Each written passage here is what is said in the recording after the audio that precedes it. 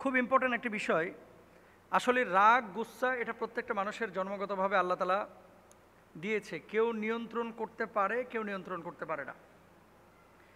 রাসূল আকরাম সাল্লাল্লাহু আলাইহি ওয়াসাল্লাম যাদেরকে এই যে মানে রাগ যাদেরকে বেশি আচ্ছাদিত করেছে, যারা বেশি রাগী তাদেরকে কিছু টিপস বলেছেন। আউযু বিল্লাহি মিনাশ শাইতানির রাজিম, রাগ উঠলে এটা পড়বেন। লা হাওলা ওয়ালা কুওয়াতা ইল্লা বিল্লাহ, এটা পড়বেন।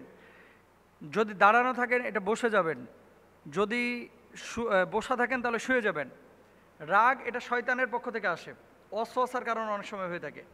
ক্রোধ, জ্বালানো পোড়ানো এটা হচ্ছে আগুনের বৈশিষ্ট্য, এটা মানুষের বৈশিষ্ট্য না। সুতরাং রাগ যদি আসে উজু করে ফেলবেন, তাহলে রাগটা বা ক্রোধটা প্রশমিত হবে। কথা বলবেন কম, চুপ হয়ে যাবেন, তাহলে রাগ প্রশমিত হবে। রাসূল আকরাম সাল্লাল্লাহু আলাইহি ওয়াসাল্লাম কি বলছেন খেয়াল করেন।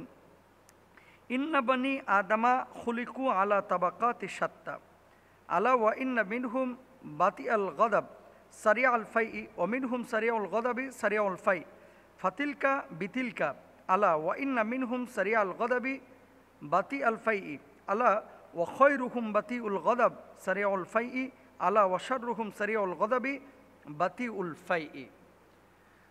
হাদিসটি কোথায় আছে? সুনানে তিরমিজির হাদিস নাম্বার হচ্ছে 2191। আল্লাহ রাসূল কি বলছেন একটু হাদিসের অর্থটা শোনেন।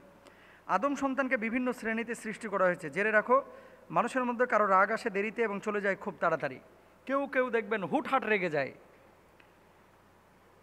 আবার কেউ কেউ দেখবেন খুব সহজে রাগে না, কিন্তু রেগে গেলে আবার খুব তাড়াতাড়ি ঠান্ডা হয়ে যায়।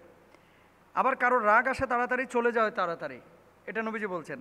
সুতরাং উহার পরিবর্তে ইহা জেনে রেখো, তাদের মধ্যে কারো রাগ আসে খুব তাড়াতাড়ি কিন্তু চলে যায় খুব দেরিতে।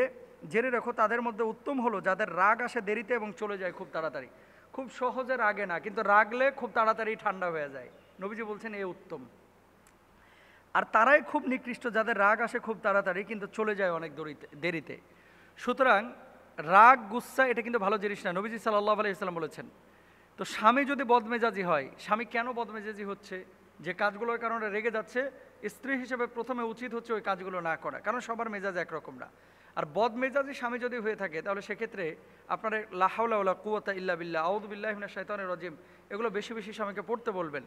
তারপরে সূরা বাকারাটা পারলে একটু লাউড স্পিকার দিয়ে ছেড়ে রাখবেন। অনেক সময় এগুলো বদ এবং শয়তানের ওয়াসওয়াসার কারণে কিন্তু এই সমস্ত কাজগুলো হয়ে থাকে।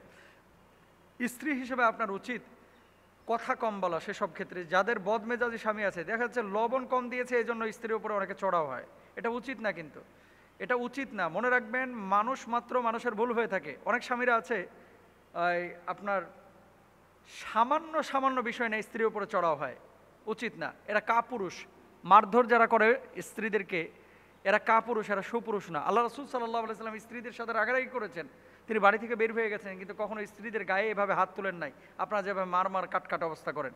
সুতরাং রাগ নিয়ন্ত্রণ করা এটা স্বামীর এবং স্ত্রীর দুজনেরই দরকার। স্বামী হিসেবে আপনার কাছে পরামর্শ হচ্ছে দুরূদ শরীফটা বেশি বেশি পড়বেন, এবং যদি দাঁড়ানো অবস্থায় থাকেন বসে যাবেন, বসা অবস্থায় থাকলে শুয়ে যাবেন, উজু করে ফেলবেন, ইনশাআল্লাহ তাআলা রাগ কমে যাবে। আর বদমেজাজি এই স্বভাবটা যাদের আছে এরা মূলত শয়তানের ওয়াসওয়াসার কারণে যেহেতু হয়ে থাকে।